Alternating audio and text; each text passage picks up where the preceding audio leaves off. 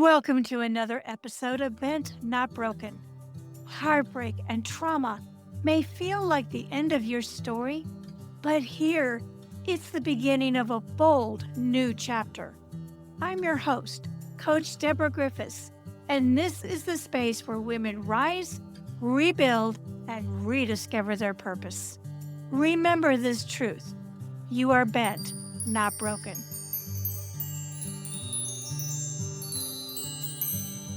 I am so excited today to welcome my next guest.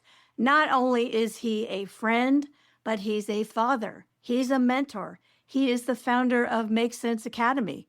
He's a podcaster of the highly rated Make Sense podcast. He's an author, entrepreneur, and health transformation coach. Welcome, Dr. J.C. Doornick.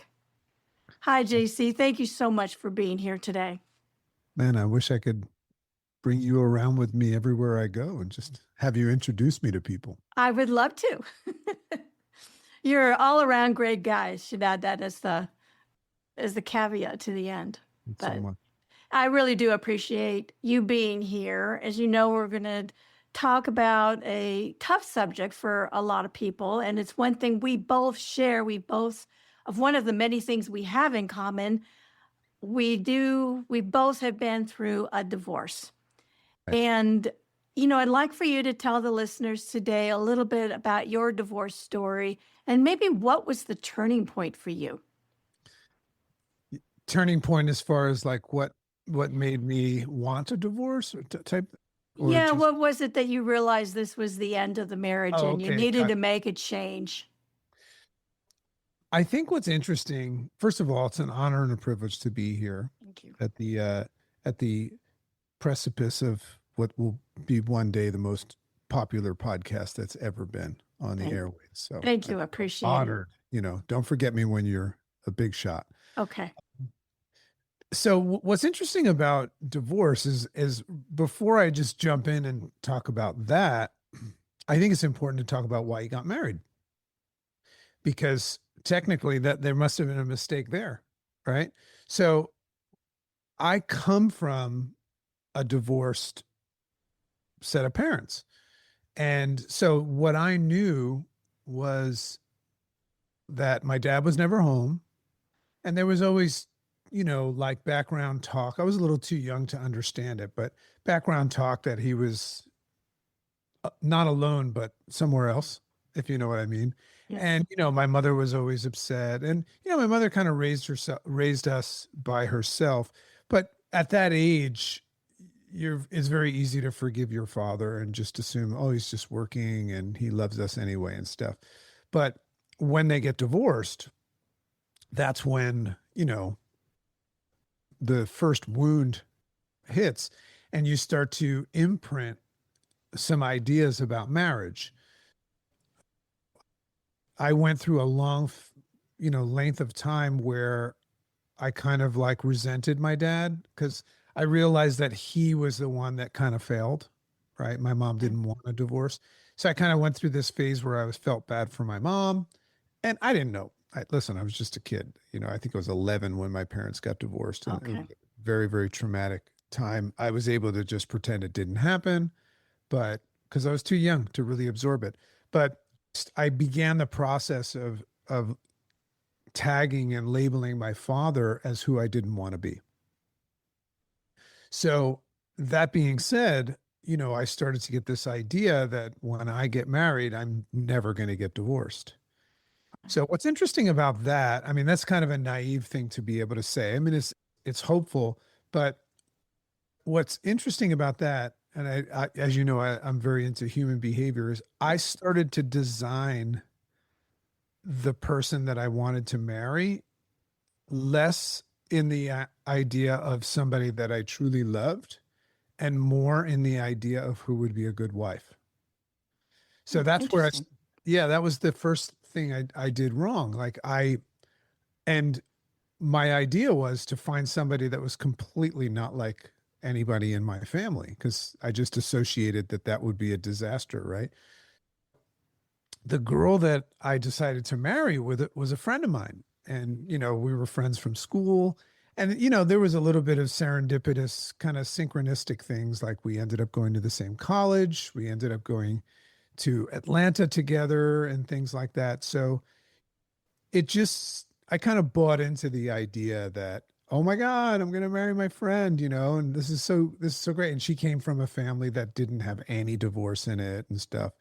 So that's probably why I married her. I mean, like on paper, it was a good idea. So it seemed easy. It was comfortable. Well, it was easy. I would say more safe than Okay. anything, you know? Okay. Yeah. So what I didn't know, because I also had this idea in my head that you didn't need to be like in love to get married, because what I knew about love is that doesn't last forever. And it causes a lot of hurt and pain. Yeah, there's that too. So I didn't have anything that I didn't put a lot of weight on the importance of having like chemistry and love and things like that. I just said, hey, this is a great woman, comes from a good family, and she's an athlete, and we'll have healthy kids and all of that stuff. So now back to your other question, you know, where I started to realize that we were not like each other. I was very, very much into travel and adventure and a little bit of living in a little bit of an extreme lifestyle, you know, whether it was skiing or going to different countries. I was doing humanitarian work in Haiti and stuff like that. So here I am chasing this big life. And, you know, I built a chiropractic practice and everything. And I guess the only thing I can tell you is I started coming home and feeling her resenting me for never being home, which I didn't think I was doing anything wrong, because I would always say, hey, you want to come with me? But that's not what she wanted. You know, she wanted to make a home. She wanted a white picket fence and all of that stuff. So that was the first sign that like, uh-oh. But in my brain, I'm never getting divorced. So, you know, we're just going to deal with it. So we never had, and there were some other differences. I was not somebody, I didn't party.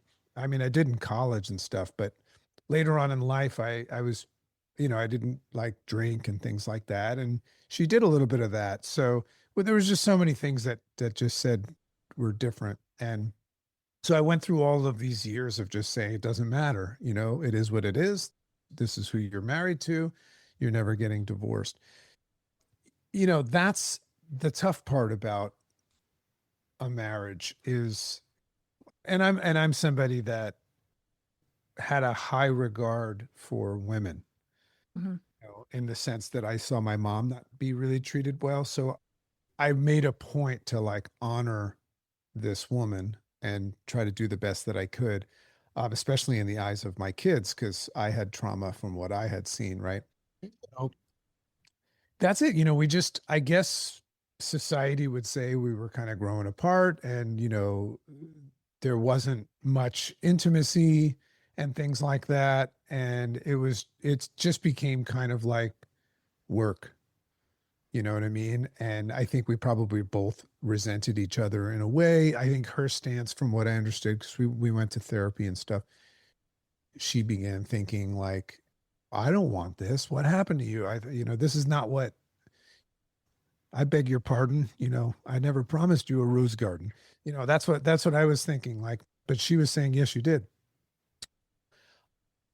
I knew that I was coming to, well, first of all, there was no intimacy. That was one thing. And I knew that's probably not a good idea. I started to feel bad that I was starving her from getting what she wanted. So there was some guilt involved and stuff like that. And for the first time, you know, I never like went around and cheated and stuff, but I started to notice people, Mm. you know, for the first time, and I didn't feel good about that. So I guess what the turning point for me was a little bit of feeling bad that I was starving her from having something meaningful.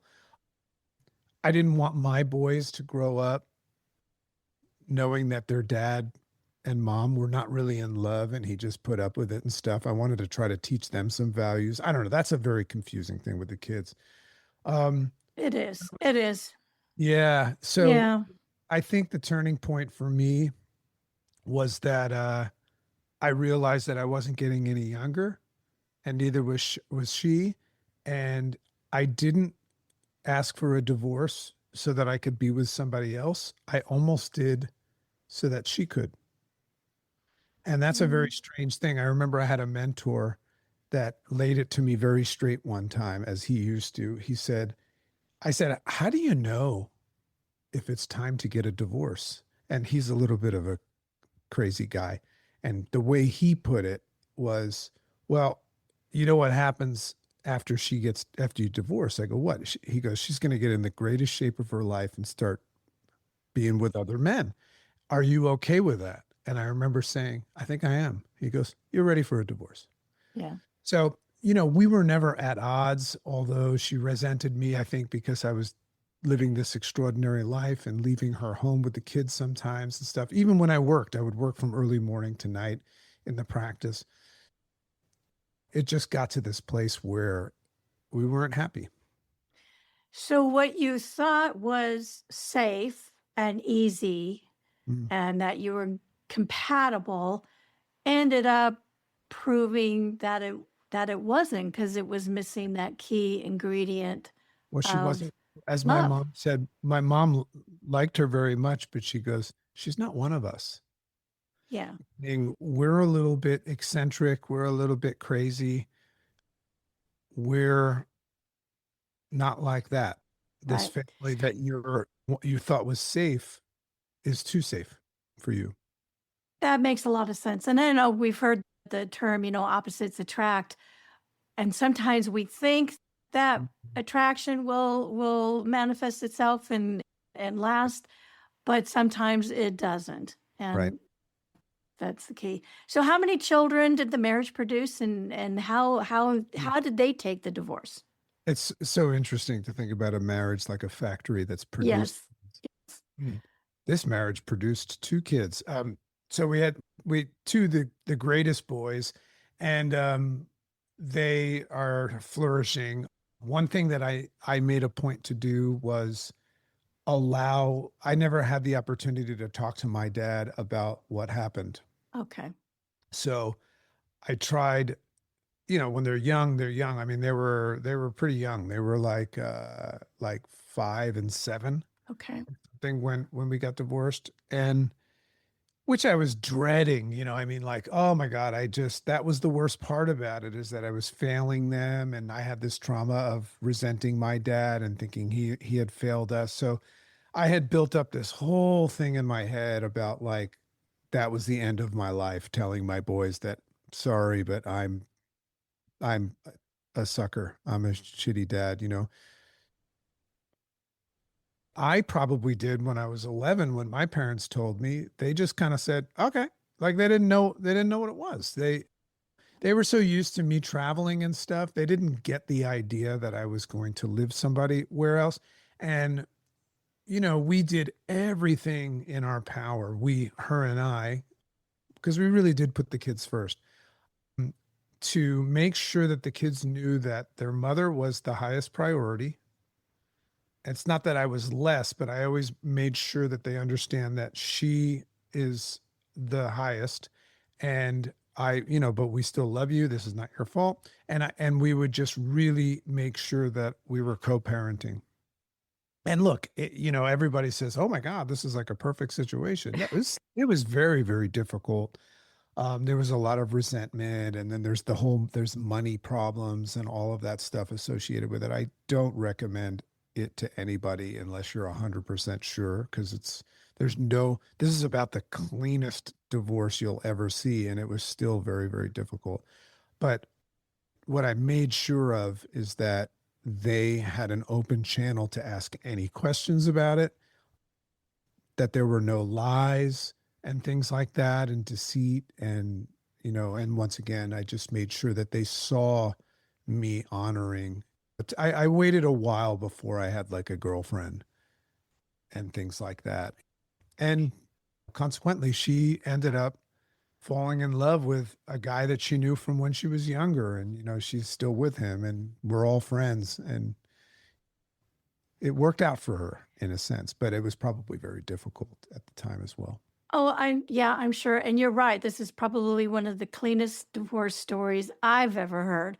And that Right. certainly wasn't my experience. But, kudos to you. You Sure said, wasn't. yeah, kudos to you because you said something that really resonated with me. And I think it is so important for both either the mother and the father is not to badmouth the other parent to the child. Yeah. It's hard enough when you break up the family unit as it is. That's forever damaging. It is, and even like you said, it's even difficult under the cleanest of situations. But I think that's a point, and is that easy to do? No, like you said, money issues come up.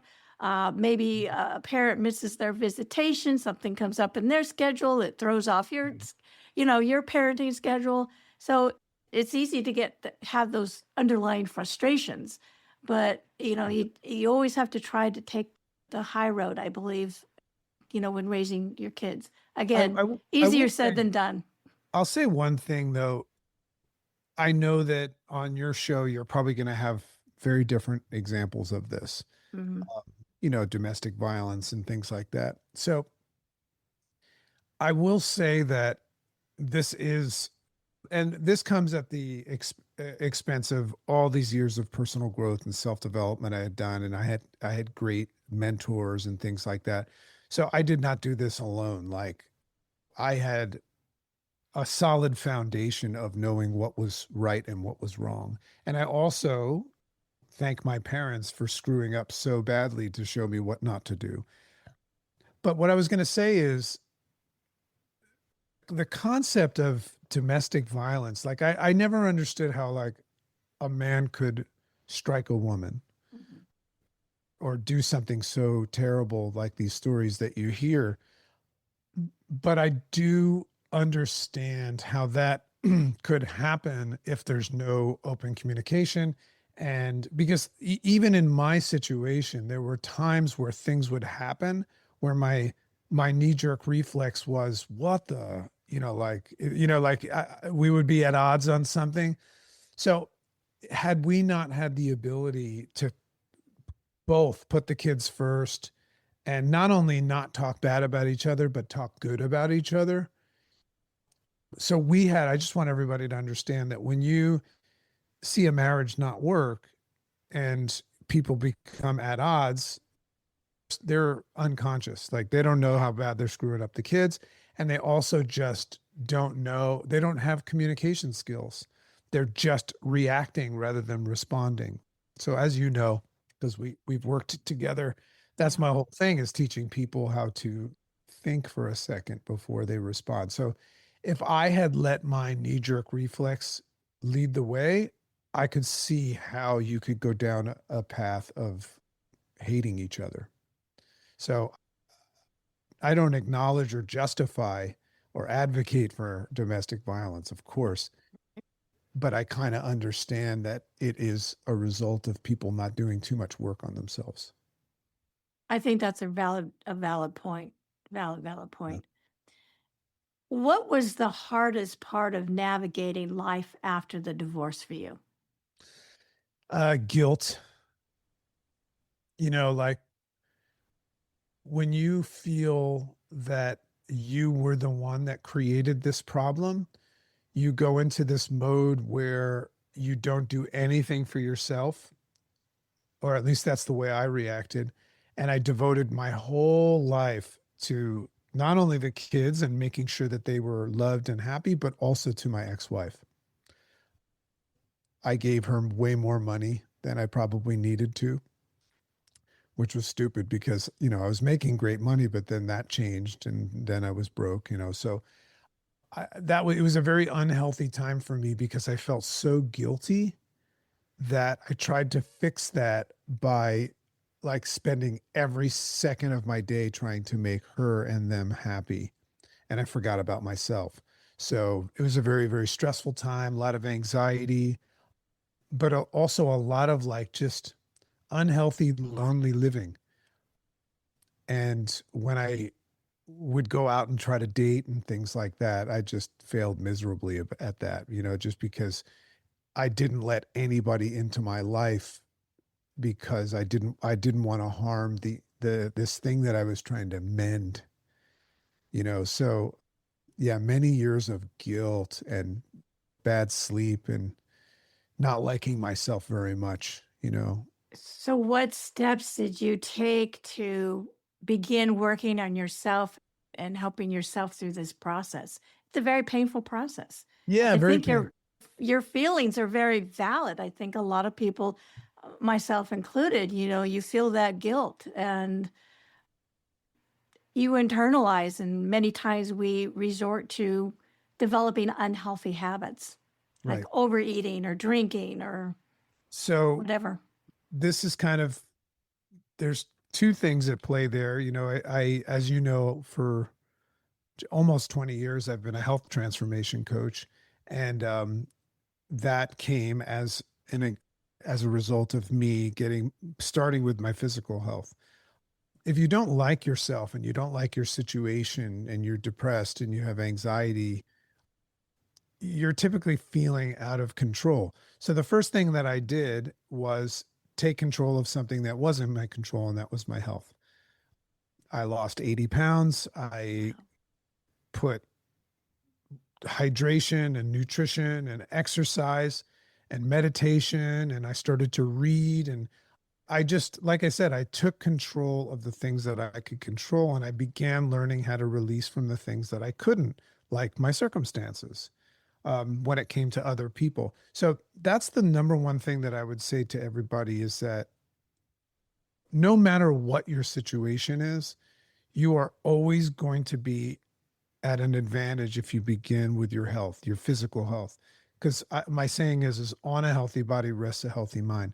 So that started to make me, and as you know, I all this work that I do in this system called the interface response system, it's all about me learning how to handle adversity and change the way I look at things. So that's what I needed to do, is I needed to change the way I was looking at this, because the way I was looking at it was making me feel terrible. So I started with my physical health. That woke me up. I started seeing things differently. And, I would say the number one breakthrough that I made was that I was telling myself this story that wasn't true. Mm. It wasn't true. I was making up this whole story, probably because I didn't like myself very much. I was like putting myself down. So I started to realize that I could write my own story. I had choices and things like that. And what was interesting is that all of the things that I thought that these people cared about, to find that they didn't even think about them. I was the only one, thinking about all these terrible thoughts that I had done wrong and all of that stuff. That's what I've devoted my life to now, is teaching people how to do that, with this system. But that's how I did it. I started with my physical. You can't skip physical. If you're having an emotional struggle in life and you're overwhelmed, depressed, anxious, all of that stuff, you cannot move forward until you take control of your health. I mean, I've seen many, many people try to do it. That's got to be paramount, because it's on a healthy body that a healthy mind rests. You can't skip it. You might get a little bit of results and you might convince yourself into something, but if you don't like who you see in the mirror and you don't feel good about yourself, it's tough. So that's the first step. And then along the way, things clear up. Things clear up and the weather starts to pass. Yes, that fog lifts, right? That's right. Right, and it entails our mind, our body, and our spirit. It's all intertwined, and Yeah. when one thing is out of balance, everything becomes out of balance. So, Totally. I love that get your what focus on what you can control, Mm, and you can control what you put in your mouth. that's So, right. And start what to comes out, and what comes out. If you very if true, very if you true, think this. very true. Did you have a person or maybe who was your biggest source of support that you relied on through all of this? Wow. Or maybe it's not a who, it's I a would what? I would say no. I mean, I did get spiritual, but I don't know, there was a lot of shame associated with it, so I kind of kept it to myself. Like the only people that are really out there for you are the people that are divorced, and they're a little bit of a mess, right? The people, my good friends that were in marriages, their wives didn't want them to talk to me anymore. So it's like you become this person. Like I lost a lot of friends. Yeah, So that happens. that probably was something that caused me to start dating. Like I wasn't looking for a wife or a girlfriend, but I remember during the dating years before I met the love of my life, I remember what I was really trying to find was somebody that cared about me. So I felt like I wasn't alone. So that never worked, but that's what I was looking for. Whenever I dated somebody, my friends would be like, "What are you doing with that person?" And I'd be like, "She's crazy about me." And that's all I was looking for was somebody that made me feel like I was not going through life alone. Companionship, I Okay. should say. But yeah, I never had a mentor through that Okay. time. Most of my mentors were divorced, so they helped me figure that part out of it. But yeah, I didn't have, it was an alone time, which is not fun. That's not fun to, the company that I worked with was projecting this shiny, happy people, family, nobody gets divorced, Christian, and all of that stuff. And I was like, oof, God, that's not even close to me. And Yeah. they, I had a very busy speaking schedule, and I was like one of the primary people on this big stages in front of thousands of people with my company. And when we got divorced, they took me off the lineup because they were worried about that. And what's interesting about that is I said to them, I go, you guys are projecting like a completely unrealistic life. I go, at least 50, 60% of that audience is divorced. I promise you. So when they let me finally come back on stage and speak the truth, the crowd all was like, thank God, finally somebody's telling the truth. So it's unfortunate, but I would say most marriages do end in divorce. They do, and then sometimes I think when you fail at a marriage, you feel like you walk around life wearing that scarlet letter, That's right. and it may be temporary, but there is life after divorce. And I'd like to shift to this next question because you mentioned love and dating. Yeah. So, how has your perspective on love, dating, and relationships shifted since your divorce? Well, I mean, you're talking to me now after I've been 7 years with everybody calls me the dragon. So my wife, they know as the chicken. And when you find somebody that is truly the one for you, they could do no wrong. That's what's interesting. Like anything, like bad breath, body odor, or saying something wrong, or making mistakes. Like when you really, really love somebody and they love you back, nothing can stop it. I would say that for anybody out there that's saying, well, how do you find that? You can't find it. You can attract it and welcome it, but you can't find it. So, the song is, how's the song go? Looking for love in all the wrong Wrong places. places, yeah. There's no Country song western that songs. says, there's no song that says looking for love in all the right places. I don't think you can look for love. I think you can become open to it, but every story you hear, very much like mine, is you, it's when you give up and you just say, I'm going to be just happy on my own, and I'm going to work on the things that matter most, my health, my children, my work, thinking that you're giving up on dating, but what you don't know is you just made yourself attractive. You made yourself the priority Well, for you make for yourself, healing and But also that's what creates a magnetic attraction for the one. Right. That's what I'm trying to say is anybody out there on the waves, right now, there is somebody, and you might be with them, but there is somebody for you. I believe, I really do. But the question is are you going to allow them to find you? And the way that you do is to work on yourself and release from trying to find, you don't know who is right for you, obviously. So when this person shows up, like when Chicken showed up in my life, she didn't look like anything she's from South Africa. I mean, like I never, I didn't even know where South Africa was. I knew it was in Africa, but it's not. So I know that the only reason her and I met is because I stopped trying to find somebody and I just prioritized the things that mattered most. And then boom, it just comes Wow. out of nowhere. I Yeah. love that. I think it's so true. I think what you just said is so true. Mm.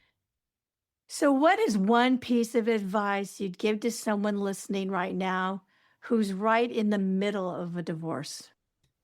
The first thing, I would say either way you look at it, I'm not going to sugarcoat it. It sucks. I hope it doesn't suck a lot for you.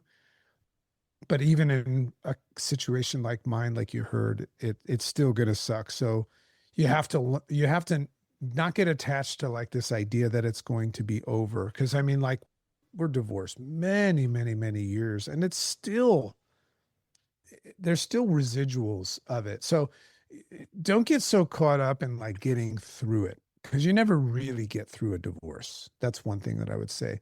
But the catastrophe that you're in, the pending doom of it and all of that stuff, like anything else, like the clouds in the sky, the weather, it's going to pass. This too shall pass.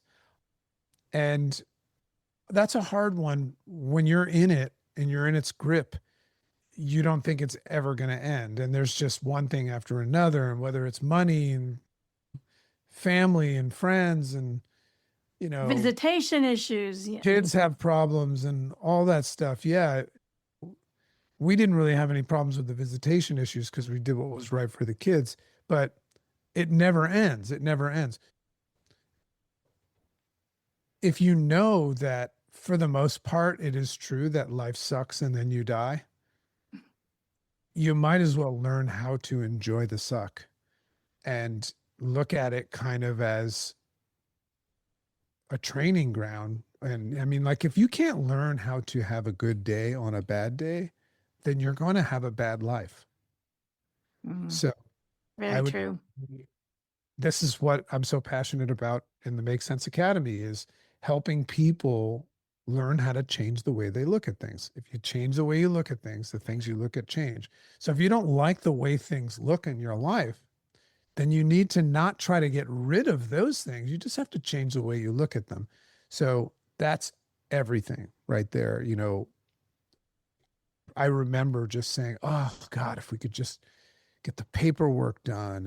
And if I just move into this place and it's like that, here I am years and years later, it never ends. So learn how to have a good day on a bad day by changing the way you look at things. I love that. I love that. JC, thank you so much for being a guest. I've enjoyed this conversation. If someone wants to know more about you or the Make Sense Academy or, listen to your Make Sense podcast, what's the best way they can get a hold of you? And I'll be sure to put everything in the show notes. Just go get a big spotlight and shine a dragon up in the sky and I will come to you. Okay. All right. Um, We don't need Batman. We just need the dragon. You can, I'm sure you'll have some links, but you can follow Okay. me on Instagram at Dr. JC Doornick.